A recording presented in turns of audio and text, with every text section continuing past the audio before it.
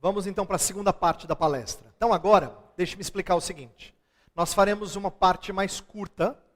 Eu vou terminar as aplicações, depois eu vou entrar numa história bíblica, um exemplo bíblico para a gente fechar. E nós vamos ter um tempo de perguntas. Pastor Clayton já tinha avisado ontem. Então se você quiser fazer perguntas, isso já deve ter sido combinado já, né? Já tem pergunta aí. Ótimo. Então depois eu vou responder perguntas, tá bom? Então, vamos fazer uma parte mais curta, mas vamos tentar aproveitar nosso tempo. Então, lembrando aquilo que eu falei no começo, na primeira parte, só para situar você e a gente chegar onde nós estamos agora. Eu falei que política raramente é tratada na igreja, porque normalmente política é visto de forma negativa. As pessoas não conseguem associar isso a questões espirituais. A maioria dos evangélicos, pelo menos que eu conheço, tem a tendência de serem mais pietistas. Isto é, ou eles veem em política algo negativo, ou eles separam de tal forma política e fé, que quando eles falam sobre política, eles falam como qualquer outra pessoa, sem qualquer influência da sua fé. Por outro lado, tem um grupo crescente, forte dos progressistas, que tem falado de vamos fazer e acontecer, e serem ativistas e participantes, e jovem normalmente entra nesse grupo aqui com relativa facilidade, não é? Mas não tem só jovem, tem pessoas de várias idades. E o progressista, ele não erra por ser empolgado, ele erra porque na empolgação às vezes lhe falta filtro. E é uma das coisas que eu quero falar agora. Na empolgação, às vezes, lhe falta filtro. Então, nós estamos falando que o que às vezes acontece entre cristãos é falar pouco ou falar mal sobre política. Então, por isso que eu fiz uma primeira parte em que eu resumi, muito sinteticamente, algumas das ideias que a herança reformada trouxe à tona sobre questões políticas. E agora a gente está aplicando nessa segunda parte. Então, a primeira coisa que a gente falou, no finalzinho da palestra anterior, foi sobre como o nosso procedimento frente ao governo precisa ser de submissão às autoridades. Por quê? Porque são instituídas por Deus e o testemunho começa aí. Mas de que isso não significa que nós ficamos calados e não falamos nada e não expressamos nossa discordância de certas práticas e tendências. A liberdade de expressão deve ser defendida por nós e se ela não for garantida a nós, nós devemos dar o testemunho mesmo assim. Lembra que quando Pedro e outros apóstolos, né, quando lá no começo da história narrada em Atos, eles são proibidos de falar de Cristo, eles falaram, aí não dá. Aí você está tolhendo uma coisa que eu não posso obedecer. Deus me ordenou que eu fosse testemunha, que eu falasse de Cristo, que eu opinasse aquilo que nós cremos acerca de como tratar o ser humano, de como conviver em comunidade, de como buscar salvação e assim por diante, tá? Então, eu terminei falando de liberdade de expressão e disse que liberdade de expressão, seja ela garantida ou tolhida, nós sempre teremos animosidade, porque o testemunho da verdade de Deus incomoda. Jesus Cristo veio a este mundo e ele é a testemunha perfeita das glórias do Pai, não era? Testemunha perfeita. Quem é que falava melhor da vontade do Pai do que o próprio Filho? E, no entanto, ele mesmo disse, Jesus mesmo disse que os homens amaram mais as trevas do que a luz. E eles se afastaram da luz. Por quê? Porque a luz expõe as obras más daqueles que estão nas trevas. Então é por isso que eu terminei falando de oposição. Agora, eu queria fazer uma segunda aplicação. Eu acho que aprender da tradição reformada nos ajuda não só a ter um procedimento frente ao governo, mas nos ajuda a ter filtro diante de tendências políticas. Então deixa eu ilustrar. Frequentemente, quando a gente conversa sobre política, nós falamos, por exemplo, de direita e esquerda. Né? Esses são rótulos comuns. Você é de direita ou você é de esquerda? Eu sou mais de direita, eu sou mais de esquerda. Né? Você gosta de uma economia mais liberal ou de uma economia mais gerenciada pelo Estado? Eu sou mais a favor de uma economia liberal e tal. Nós falamos de certos rótulos e de certas tendências políticas e programas políticos, muitas vezes como sendo monolíticos, isto é, como sendo um bloco só. E aí nós rotulamos alguém como sendo adepto desse bloco ou daquele bloco. O problema disso é que quando nós nos associamos com um rótulo, normalmente nós trazemos o de bom e o de ruim daquele rótulo. Então, por exemplo, tanto direita quanto esquerda têm expectativas ou propostas de redenção dos males dos seres humanos. Só que quem é de esquerda, normalmente, e aqui por esquerda eu estou falando de um rótulo comumente associado a uma postura mais de participação do Estado, uma espécie de socialismo em que existe mais intervenção estatal, não é? Então, quem é de esquerda acredita numa proposta mais focada no Estado. Quem é de direita, e aqui estamos pensando mais num liberalismo econômico, ele tem uma proposta focada no indivíduo. Mas atenção, tanto quem acredita que o Estado pode fazer o Brasil melhor, quanto quem acredita que o indivíduo pode fazer o Brasil melhor, ambos são idólatras. Ambos absolutizados são idólatras.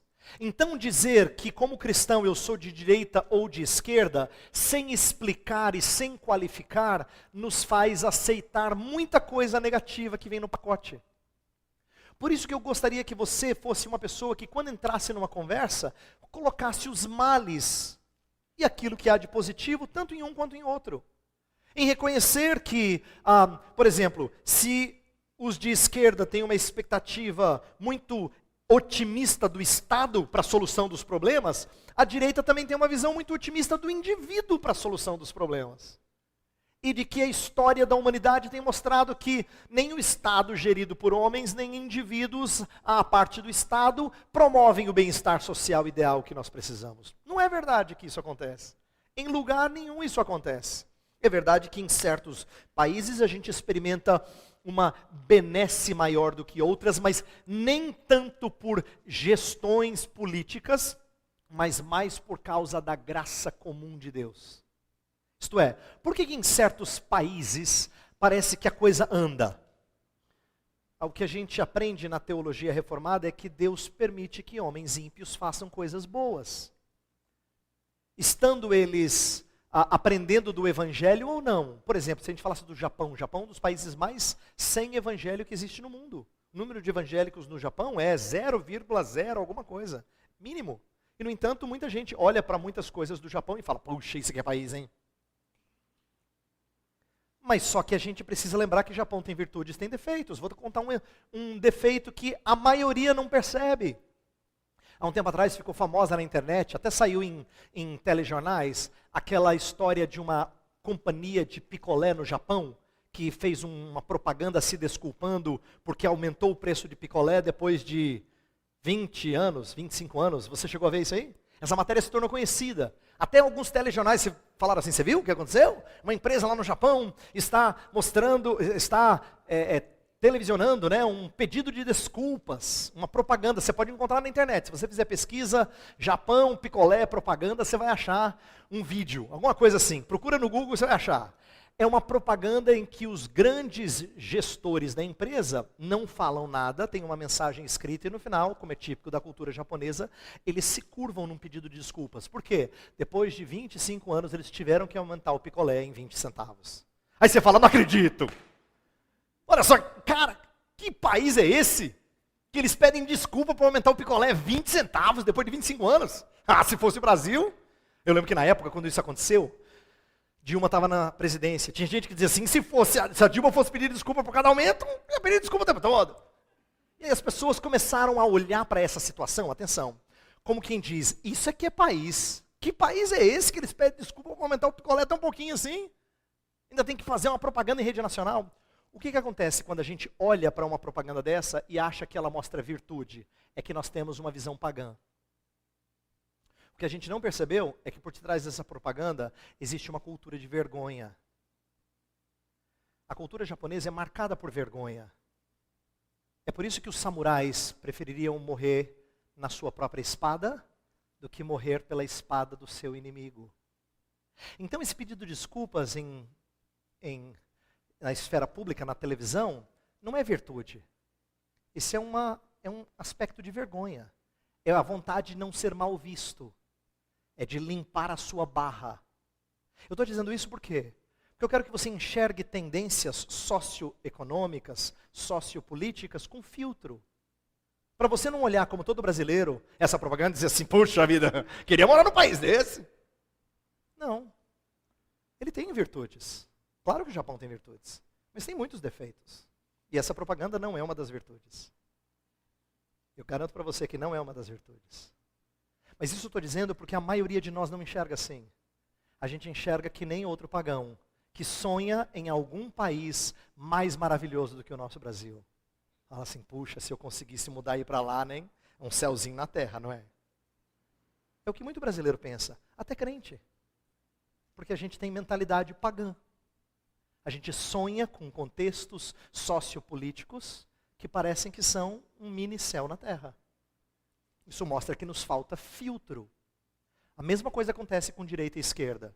Quando a gente conversa sobre tendências políticas ou propostas, você fala assim, então, funcionou lá a Suécia, porque lá na país tal, a gente coloca uma expectativa em certas gestões ou tendências ou ideais que às vezes são um pouco exageradas, mostram nossa expectativa ser muito grande de que a proposta política certa irá funcionar. E isso acho que mostra uma ingenuidade da nossa parte. Nós precisamos enxergar que existe otimismo exagerado em qualquer tendência política. Principalmente quando as pessoas fazem promessas as mais mirabolantes. Então, aí você diria assim, pastor, então se eu não sou direita e esquerda, eu sou o quê? Centro? Não, eu sou centro. Eu sou um cara centrado, né? Não.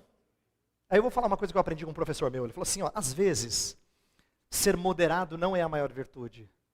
Dependendo da tendência de uma nação, você tem que ser radical. Radical significa ir para um lado ou para o outro, para um extremo ou outro. Às vezes, ser bíblico significa ser radical. Por exemplo, se a nossa conversa aqui fosse sobre a legalização do casamento homossexual, nós não seríamos centro.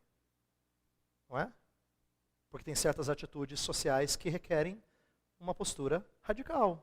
Uma postura de sermos alguém que contesta as tendências dominantes do nosso tempo. Então eu não estou falando de direita e esquerda para você ser um cara que não é nenhum nem outro, você é centro. Não. Eu estou dizendo o seguinte, quando você falar dessas coisas, antes do que ser classificado como um ou outro, diga assim, olha, sabe o que eu vejo na turma da suposta direita, da suposta esquerda, ou gente que defende liberalismo econômico, sabe o que eu vejo? Eu vejo isso aqui de bom, mas eu não gosto disso e disso e disso. Se a gente fosse mais prudente na hora de fazer o filtro, as pessoas teriam dificuldade de nos classificar. Ótimo. Ótimo.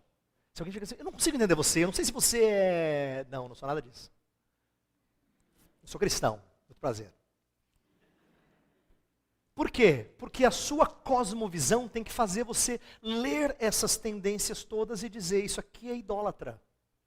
Isso aqui é idólatra. Mas isso aqui combina com as escrituras. Isso aqui combina com as escrituras. Então eu vou dar um exemplo. Digamos que a gente estivesse falando sobre cotas para minorias. É um assunto político bastante complexo.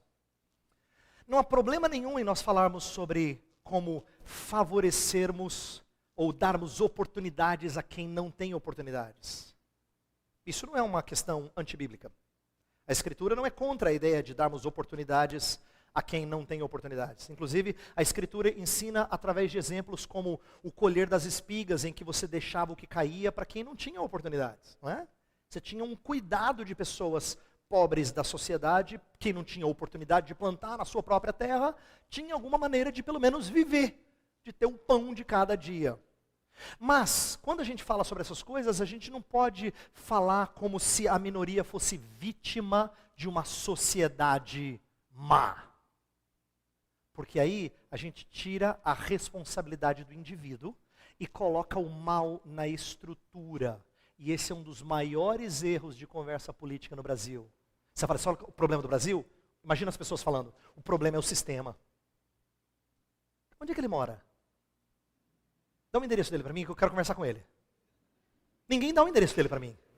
Mas o tal do sistema é sempre o problema. Por que isso é tão negativo? É porque quando você fala do sistema ou da estrutura como sendo má, você despersonaliza o mal. Ele se torna estrutural, não pessoal. E na Escritura não existe pecado estrutural. Pecado é um problema de pessoa. É uma ofensa de um ser feito à imagem e semelhança de Deus contra o Deus que lhe fez. Então eu não posso falar de um mal que é social como se fosse a parte do indivíduo. Por isso quando eu falo de favorecer pessoas que estão em situação desfavorável, eu faço porque eu preciso lhe dar oportunidades, não porque ele é vítima de um mal social. Como se ele não tivesse mal. Como se ele fosse uma pessoa que fosse o injustiçado. Como se, e veja que a gente fala vítima de uma sociedade, todo mundo ouve e fica pacífico. Sabe por quê? Ninguém pensa que é com ele. Você fala, é verdade, né? A sociedade. Parece que sempre é outra pessoa, você já percebeu? A gente não fala assim, nossa, é verdade, cara, doeu aqui, ó, senti, é pra mim. Não, não, sempre é o outro. Nossa, realmente a sociedade é complicada, né, cara? A sociedade é muito complicada. Despersonaliza. O sistema, o problema é o sistema. Não, o problema não é o sistema. O problema é o seu coração e o meu coração. Ele que é problemático. Então, quando eu falo sobre uma visão que nos dá filtro, é porque a gente sabe se portar diante de algumas questões e dizer algo diferente do que se ouve aí no ponto de ônibus. Eu não posso repetir as mesmas frases que se fala num ponto de ônibus. Não posso. Eu não posso ter uma conversa igual a deles, porque senão o testemunho não começou, lembra? O testemunho começa quando a sua conversa é diferente. Quando alguém fala uma frase típica e você diz assim, mas eu não penso assim.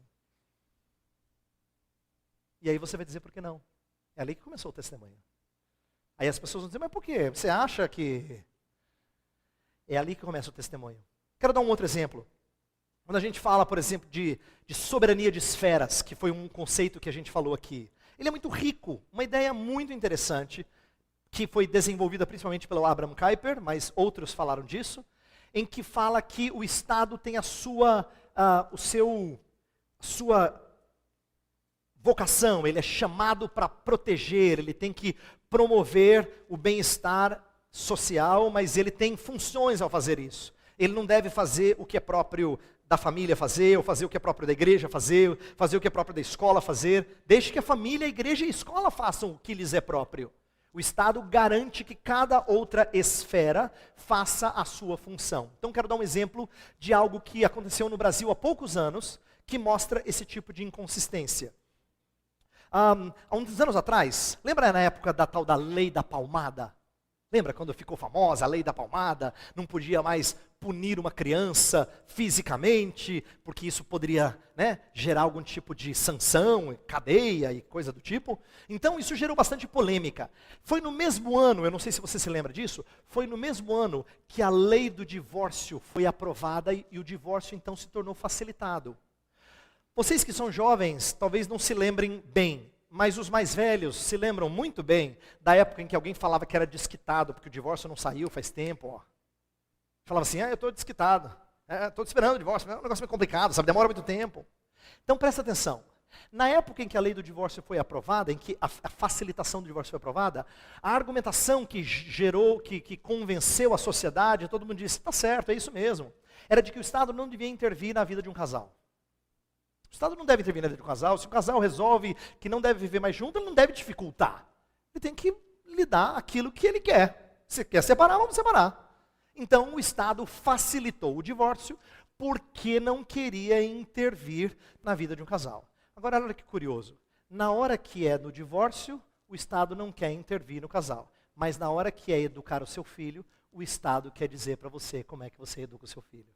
Então, deve ingerir ou não deve ingerir? Isso mostra uma inconsistência, e aconteceu no mesmo ano. Mostra que o nosso país não é gerado por uma mentalidade que é coesa. Ele é gerado, ou melhor, ele não é gerado por um sistema político que é consistente. Um sistema político é consistente. Não, ele é gerado por valores anticristãos. Em ambos os casos ele está promovendo coisa anticristã. A facilitação do divórcio e a não disciplina física de uma criança. Então são valores anticristãos. Agora veja que inconsistência. O mesmo governo brasileiro, no mesmo ano, está tentando facilitar o divórcio e dificultar a disciplina, a correção física de filhos. Então isso mostra como o nosso país está repleto de incoerências e de espírito anticristão, antitradicional. Tem uma coisa importante que a gente tem que aprender das Escrituras. Por que eu acho que esse conceito de soberania de esferas, ele é bom para que a gente filtre nossa análise sobre o governo brasileiro, por exemplo? Porque, olha que lição interessante a gente aprende no Antigo Testamento. No Antigo Testamento tinham 3 ofícios que eram posições em que receberam autoridade de Deus para governo dos homens. Tinha o profeta, o sacerdote e o rei. Tá? Eram os 3 ofícios do Antigo Testamento. Tem uma coisa curiosa acerca desses 3 ofícios. Nenhum personagem do Antigo Testamento tinha os 3.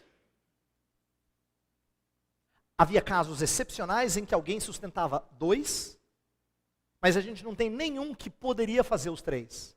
É por isso que um Moisés tinha Arão.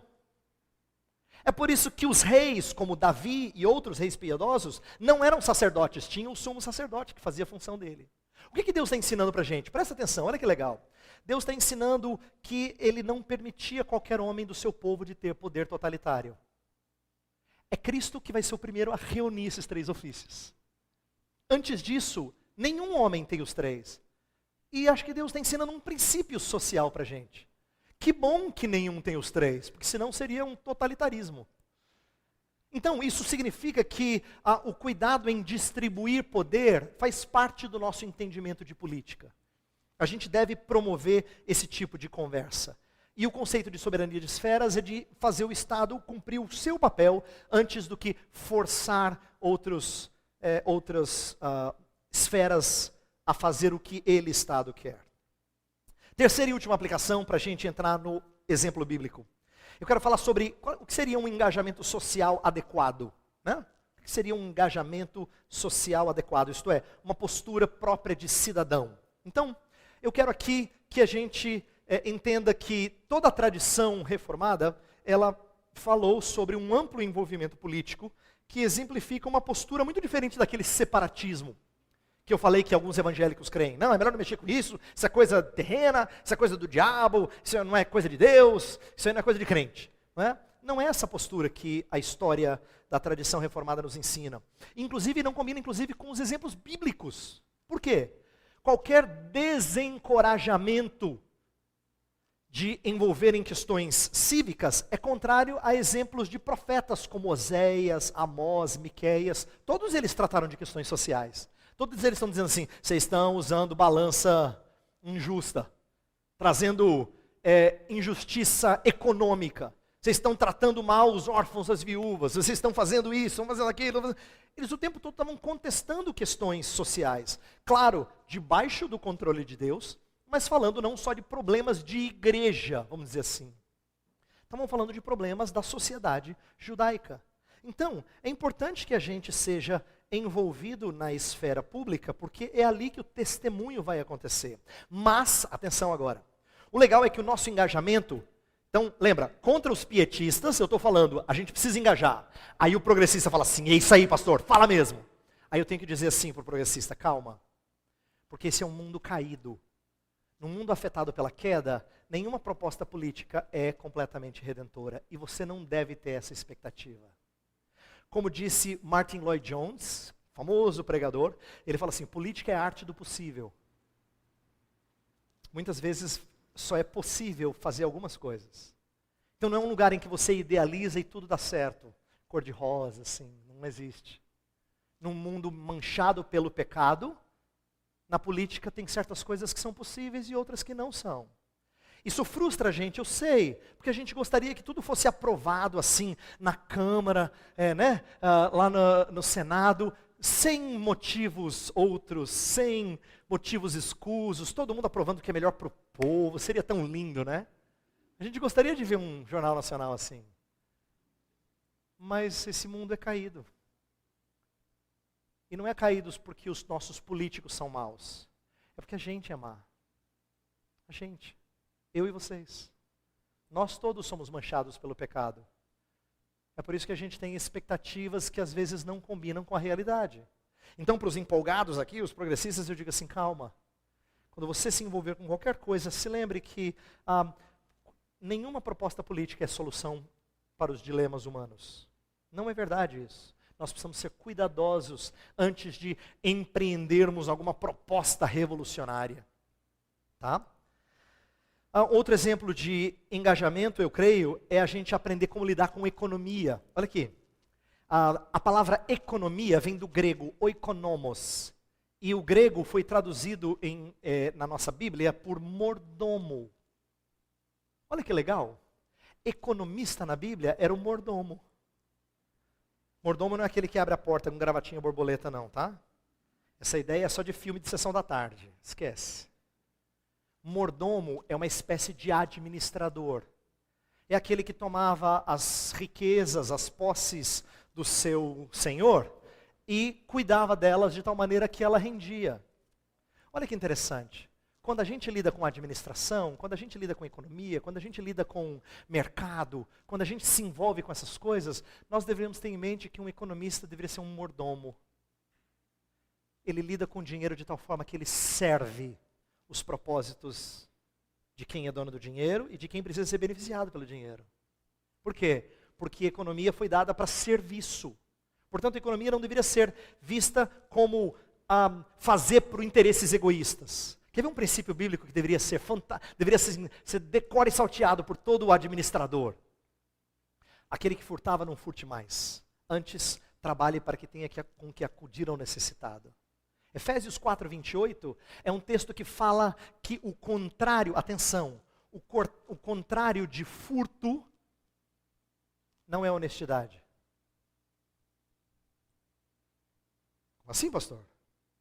Em Efésios 4:28, o contrário de furto é benevolência, é socorro dos outros. Olha só. Então presta atenção. Quando a gente trabalha e tem o nosso dinheiro, isso significa que a gente não é contrário aos homens lá em Brasília, só porque a gente é honesto e não rouba. Porque quando o dinheiro é só nosso, a gente é igual aos homens lá de Brasília. Agora, quando esse dinheiro não é só meu, e não é só da minha família, mas ele é usado para acudir o necessitado, então a minha política é diferente. Eu sou mordomo, oikonomos. Eu gosto de estudar esses assuntos porque eu sei como administrar, você devia dizer assim. Eu gosto de socorrer aqueles que carecem, eu gosto de trabalhar economicamente para o bem-estar de pessoas que estão em necessidade.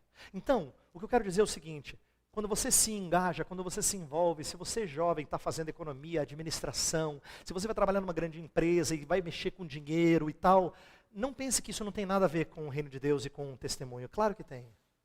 E o testemunho tem que começar lá, lembra? Lá no começo da conversa. Ele tem que começar quando você está lá fazendo as contas da empresa.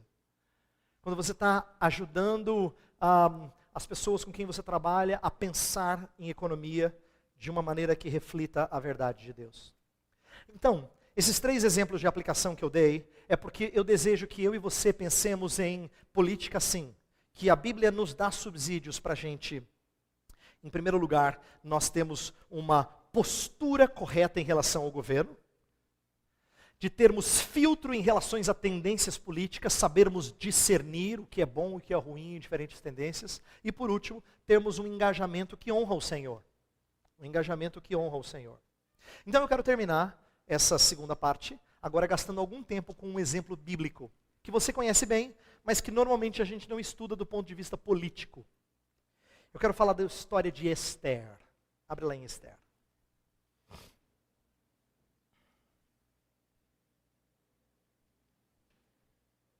Foi só eu falar que você não conhece bem, você já começou. Né? Fiz o silêncio e já tiveram vários comentários. Esther.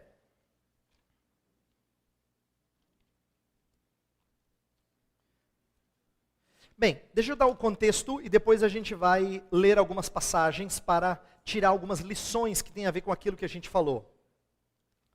Ok? Vamos lá. Eu quero começar com a história mais geral de Esther, isso é, começando com aquela parte mais conhecida. Lembra que ela começa com a história do rei Assuero, que muitos identificam com o grande rei Xerxes, tá? Rei Medo-Persa, né, do Império Persa, que veio depois da Babilônia. E esse rei, ele se enfureceu com a rainha Vasti. Vasti um dia falou mais do que ele achava que tinha que falar. Ele disse, pois você não é mais minha rainha. Né? E abre-se uma vacância, um espaço para uma nova rainha. Inclusive, os próximos do rei chegaram para ele e falaram assim, rei, o senhor devia fazer um concurso de beleza. O senhor pode ter qualquer mulher no reino. Imagina se o senhor falasse assim, pois eu estou à procura de uma rainha. Se você acha que você tem os dotes para isso, venha concorrer, né? Então ele gostou dele, achou legal isso aí. E ele então resolveu fazer um concurso para a rainha.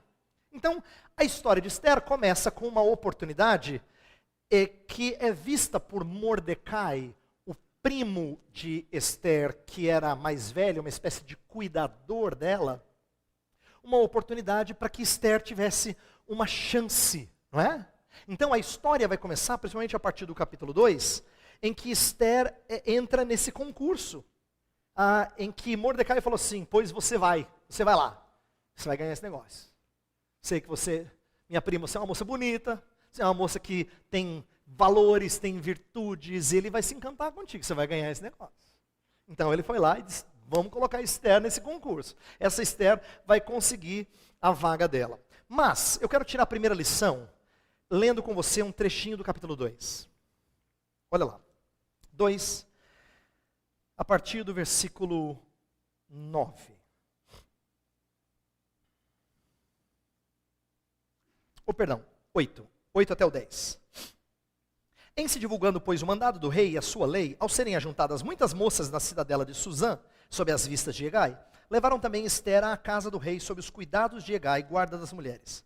A moça lhe pareceu formosa, e alcançou o favor perante ele. Pelo que se apressou em dar-lhe os ungüentos e os devidos alimentos, como também 7 jovens escolhidas da casa do rei, e a fez passar com as suas jovens para os melhores aposentos da casa das mulheres. Esther não havia declarado o seu povo nem a sua linhagem, pois Mordecai lhe ordenara que o não declarasse. E agora olha o verso 20. Esther não havia declarado ainda a sua linhagem e o seu povo, como Mordecai lhe ordenara, porque Esther cumpria o mandado de Mordecai como quando a criava. Presta atenção, essa é uma parte da história que normalmente passa batido para a gente. A gente lembra da história de Esther quase como se fosse de Cinderela, né? Ela é a cativa judia que se torna rainha, pezinho de cristal. Só que no meio dessa história, Mordecai diz, não fala quem você é. E não é bom a gente dourar aquilo que não é virtuoso. Aqui existe um esconder da identidade. Tem um propósito nisso, mas eu quero falar sobre isso. Mordecai entende que saber quem ela era poderia lhe prejudicar e não lhe dar a oportunidade que Mordecai tanto queria para ela. Por que Mordecai então quer que ela tenha essa chance? Porque provavelmente ela vai ter uma vida melhor, mais segura. A gente não sabe, a escritura não diz, mas pode ser que ele até pensasse, quem sabe, lá no poder ela pode exercer alguma influência positiva a nosso favor, nós, povo judeu. Mas a verdade é que ele instrui ela a esconder a sua identidade. E eu quero que você entenda que quando a gente esconde a nossa identidade, é quando a gente faz a dicotomia entre vida pública e vida privada. Esther deixou de ser judia, deixou de crer em Deus? O texto não fala isso. Só que a vida pública dela não refletia o que ela era na vida privada. E eu vejo isso de forma problemática, e eu não sou o único, vários comentaristas enxergam isso. Por quê? Olha o perigo, o custo dessa dicotomia. Quando Mordecai está colocando Esther nessa situação, existem 2 possibilidades. Na melhor das hipóteses, haveria um casamento misto. Isto é, ela se casaria com um homem que não teme ao Senhor. E nas escrituras isso não é visto positivamente. Mas essa é a melhor das hipóteses. Na pior das hipóteses, ela se tornaria uma das muitas concubinas do rei. Isto é, se ela não fosse a escolhida. E ela seria fadada ao desprezo. Por quê? Presta atenção. Em 2,14, diz que à tarde entrava e pela manhã tornava a segunda casa das mulheres sobre as vistas de Saasgás, eunuco do rei, guarda das concubinas. Não tornava mais ao rei, salvo se o rei a desejasse, e ela fosse chamada pelo nome. Vocês já são grandinhos. Eu posso dizer para vocês assim, que Esther fazia parte de um harém, em que ela estava sujeita a ser experimentada pelo rei. Essa não é uma situação nobre para colocar uma judia virgem que teme ao Senhor. Mas Mordecai arrisca porque imagina que essa é a melhor chance dela ter uma boa vida. O que eu quero que você compreenda é que quando a gente faz dicotomia entre o que a gente é na esfera privada e na esfera pública, a gente tem riscos enormes. A história de Esther, ela, embora não tenha esse risco, não tenha o risco pior não tenha se concretizado, ela acaba se casando com o rei, é claro, e existe o casamento misto, mas esse perigo é presente.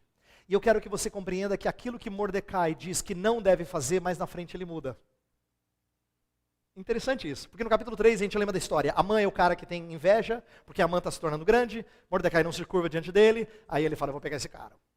E aí tenta então dificultar a vida de Mordecai. Mas Mordecai é alguém que já favoreceu o rei, dizendo, olha, tinha uma trama contra o rei, e ele manda avisar o rei para que o rei seja protegido. Isso é registrado lá nos livros. O rei depois vai descobrir como é que ninguém nunca abençoou Mordecai e cuidou de Mordecai por essa benevolência que ele fez para com o rei. Então, essa história tem várias virtudes de Mordecai. Eu estou destacando um defeito inicial dele e da sua prima mais nova, Esther, para que você entenda que eles não são os heróis perfeitos. Não são.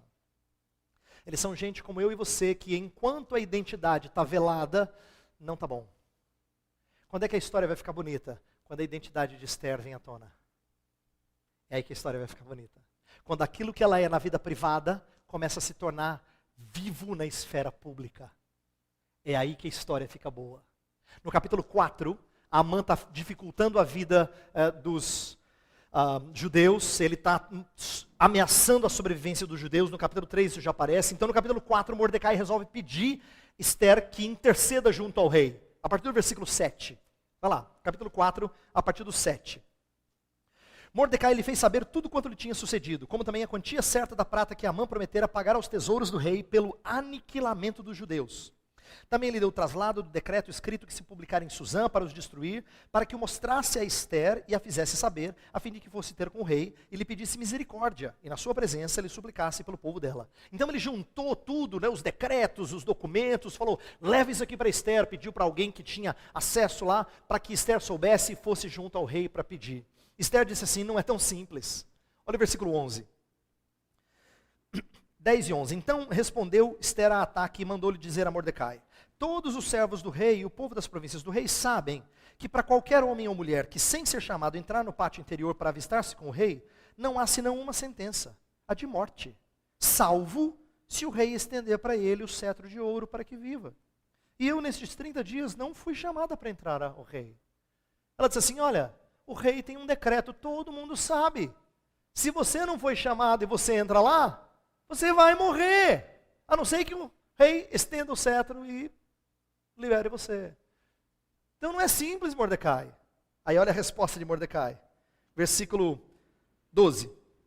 Fizeram saber a Mordecai as palavras de Esther. Então lhes disse Mordecai que respondesse a Esther, não imagines que por estares na casa do rei, só tu escaparás dentre todos os judeus. Porque se de todo te calares agora, de outra parte se levantará para os judeus socorro e livramento. Mas tu e a casa de teu pai perecereis. E quem sabe, se para conjuntura como esta, é que foste levada a rainha. Olha só, agora ele está dizendo, não esconda a sua identidade. E não pense que porque você está aí junto do rei, que você vai se safar. Porque o Amã vai pegar você também. E aí ele diz assim, tenho certeza que de alguma maneira vai surgir livramento. A palavra Deus não é usada aqui, mas é como se ele estivesse dizendo a providência de Deus. O início do versículo 14, ele fala assim, de outra parte se levantará para os judeus socorro e livramento. É como se ele estivesse dizendo, eu imagino que Deus vai levantar, se não for você, mas quem sabe não foi por isso que Deus te colocou aí. Está dizendo para Esther. É como se ele estivesse apelando para o sentido de vocação. E sabe o que acontece? Esther compra a ideia, não sem custo, mas compra a ideia. Ela manda responder a Mordecai, diz para ele o seguinte, versículo 16. Vai, ajunta todos os judeus que se acharem em Suzã, e jejuai por mim, e não comais, nem bebais por 3 dias, nem de noite nem de dia. Eu e as minhas servas também jejuaremos. Depois irei ter com o rei, ainda que é contra a lei. Se perecer, pereci. Olha só, Esther então resolve assumir o risco. Ela é desafiada por Mordecai, ele faz um apelo a ela e ela assume a sua posição de intercessora do povo. E passa a fazer política. Sabe por quê? O resto do livro, capítulo 5, 6, 7, 8, Esther dá banquetes. Você fala assim, nossa, essa mulher é só festa. O livro de Esther é festa, festa, festa. Mas tem uma razão para isso. Ela é rainha, ela é responsável por essas coisas. O que ela faz? Promove banquete, para conversar com o rei. Depois ela promove outro banquete, chama Amã. Aí o Amã se sente todo. Aí lá ela revela para o rei, Amã está fazendo isso contra os judeus. Como? Olha só, a história de Esther, a partir desse momento, dessa virada em que ela assume a identidade dela, ela faz aquilo para o qual ela foi chamada, ela foi colocada a fazer. Ela faz política. Não pense que Esther está evangelizando Assuero, mas ela está dando testemunho. Ela está testemunhando do que é o seu povo e de como o seu povo não deveria ser tratado de forma injusta por Amã, um cara invejoso que queria que Mordecai se curvasse de todo jeito. Então, o que acontece aqui é uma mulher que entendeu que foi preparada para o serviço. Política, portanto, não é uma postura de oportunidades, é de serviço. Ela está ali para servir. Tanto é que ela assume o risco. Se perecer, pereci. Então, resgatar a identidade significa atuar responsavelmente sob a providência soberana de Deus. E é isso que eu estou conclamando vocês a fazerem. Mas eu quero terminar trazendo uma última lição tirada de Esther. A nossa atuação precisa ser, quando a gente fala de atuação política, nós precisamos ser resguardados na linguagem e moderados na expectativa. Presta atenção. Resguardados na linguagem e moderados na expectativa. Por que isso? Esther é um livro enigmático, e você já deve ter ouvido isso. É o livro da Bíblia que não tem Deus. Não tem referência a Deus. Nenhuma vez sequer. Você fala, como assim? Está na Bíblia? Não é a palavra de Deus? Não tem Deus. Nenhuma vez se faz referência a Deus. Nenhuma vez se fala de fazer súplicas a Deus. Embora fala de jejum, não fala de oração. Como assim? Está na Bíblia esse livro? Esse é um dos livros que muita gente já teve dificuldade em entender o propósito dele nas Escrituras. Mas tem uma coisa que eu quero dizer acerca dessa ausência de referência a Deus em Esther. Eu creio que ela reflete duas coisas. Uma negativa e uma positiva. Então vamos lá. A negativa é o seguinte. De certa maneira, o fato de não haver linguagem sobre Deus já refletia um estado decadente do povo que não voltou para Jerusalém quando Ciro, o rei da Pérsia, libertou e disse, pode voltar para Jerusalém? Vários voltaram, mas alguns ficaram, e Esther faz parte dos que ficaram. Nesse sentido, o livro de Esther conta a história de um período em que as pessoas preferiram ficar nas terras para onde foram exilados. Isso não é bom. Eles desprezaram a terra que o Senhor lhes dera. Então a falta de referência ao nome de Deus é um sinônimo de decadência espiritual por parte de um povo. Esse é o aspecto negativo. Mas eu creio que existe um aspecto positivo. E aqui eu estou emprestando uma ideia do meu amigo Franklin Ferreira. Ele fala que o aspecto positivo é que a ausência de linguagem de fé ilustra como cristãos que servem na esfera pública devem criar projetos de lei ou executar tais leis de forma que condiz com a cosmovisão cristã, ainda que não use linguagem bíblica. Ontem eu falei uma coisa que talvez tenha ficado confusa, eu quero repetir para que você não me entenda mal. Ontem eu falei que alguns cristãos às vezes querem fazer trabalho na academia e eles querem citar texto bíblico e querem falar linguagem religiosa e usam um evangeliquez, e eu falei contra isso, não porque eu não quero que você fale de Cristo, não é isso. É para dizer que o seu testemunho acontece quando a sua visão de mundo reflete as Escrituras. Mesmo que você não cite Atos capítulo 1, versículo 8, sei lá. Mesmo que você não cite João 3,16. Um trabalho para ficar cristão não precisa ter, porque Deus amou o mundo de tal maneira que Deus seu filho de entendeu? Uma monografia de conclusão de curso, é isso que eu quis dizer. Mas ele tem que exalar uma mentalidade cristã, uma maneira de enxergar o mundo cristão.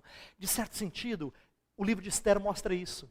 Por quê? Esther faz política para um rei que não entende das verdades de Deus e não segue a lei mosaica e não se curva diante do Deus de Abraão, Isaque e Jacó.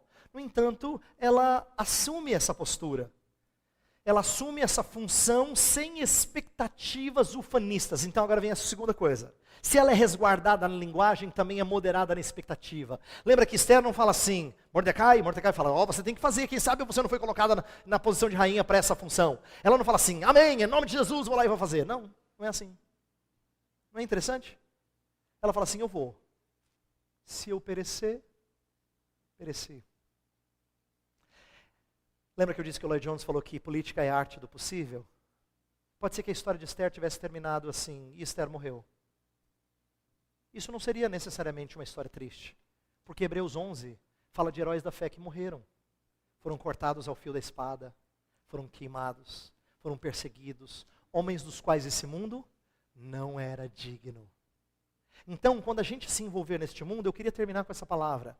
Eu não falo que você tem que se envolver por causa de resultado, tá? Eu queria te encorajar a ser cidadão que dá testemunho em tudo que você faz, não porque vai dar certo, mas porque Deus vai ser ouvido.